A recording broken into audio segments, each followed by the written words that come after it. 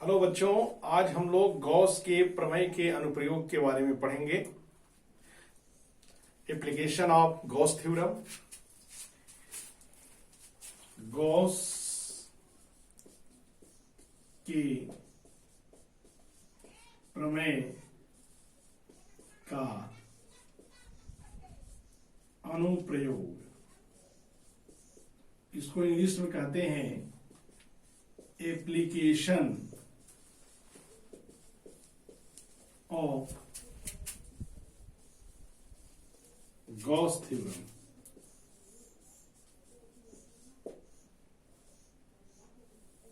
Application of Gauss theorem, इसमें जैसे कोई भी नियम और सिद्धांत बनता है तो उसका कहीं ना कहीं अनुप्रयोग होता है। बिना अनुप्रयोग के कोई भी सिद्धांत जो होती है वो बेकार हो जाती है, व्यर्थ हो जाती है। इसलिए उसका क्या उपयोग है, क्या उसका यूजेज है, इसी आधार पर उसकी महत्ता साबित होती है। तो गॉस के प्रमेय का पहला अनुप्रयोग है कि एक समान रूप से आवेशित गोले के कारण किसी बिंदु पर विद्युत क्षेत्र की तीव्रता कैसे ज्ञात किया जाता है। माने कोई गोला हो और एक समान रूप से आवेशित हो, माने कंप्लीटली चार्ज हो। इसको इंग्लिश में कह सकते हैं कि intensity of the electric field at a point due to a uniformly charged sphere. जैसे हम एक गोला लेते हैं, जैसे ये गोला है और ये गोला जो है आवेशित है, समरूप माने होता है चारों तरफ समान आवेश से आवेशित है, यूनिफॉर्मली चार्ज है। यहां पर इसका केंद्र O है और इसकी त्रिज्या कैपिटल R है।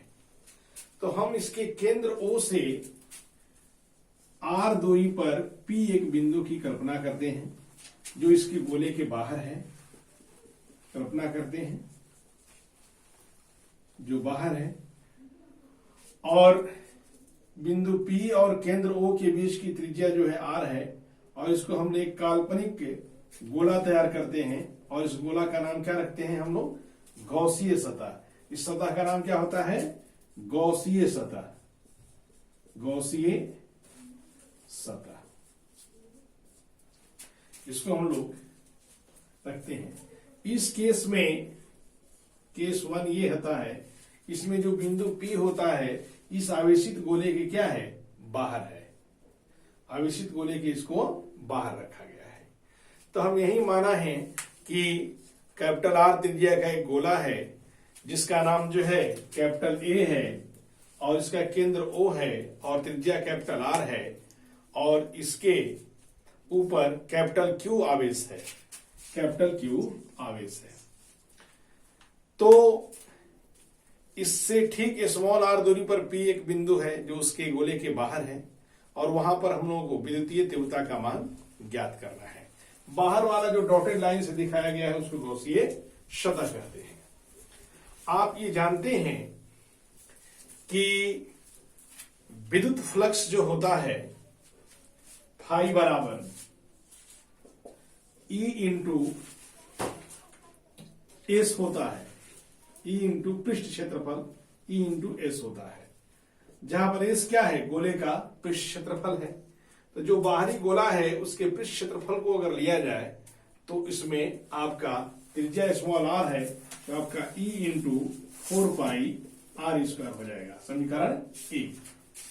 और गॉस के प्रमेय के अनुसार गॉस साहब ने कहा था कि जो कुल विद्युत फ्लक्स होता है उसके अंदर स्थित कुल आवेश का 1/ε0 गुणा होता है। तब फाई बराबर क्या हो जाता है? Q इंटू 1/ε0, यानी कि Q/ε0। समीकरण क्या हो गया? 2 हो गया। तो समीकरण 1 और 2 के बाएं पक्ष को अगर हम लोग देखेंगे तो दोनों का बायां पक्ष क्या है? बराबर है। जब बायां पक्ष बराबर है, लेफ्ट हैंड साइड बराबर है, तो राइट हैंड साइड भी क्या होगा? बराबर होगा। तो लिखेंगे समीकरण 1 एवं 2 से LHS बराबर क्या होता है? RHS। उस सिद्धांत से तो यहां पर देखेंगे तो लिखेंगे आपका E इंटू 4 पाई R स्क्वायर बराबर Q बटा में ε0। इसलिए E बराबर कितना हो जाएगा? कैपिटल Q बटा में 4 pi epsilon not R square. इस तरह से आपके यह विद्युत तीव्रता का मान है। यानी जब बिंदु P बाहर रहता है तो गॉस के प्रमेय से हम लोग विद्युत तीव्रता का मान कैपिटल E बराबर Q बटा में 4 pi epsilon not R square प्राप्त करते हैं। यह आपका पहला केस है। धन्यवाद।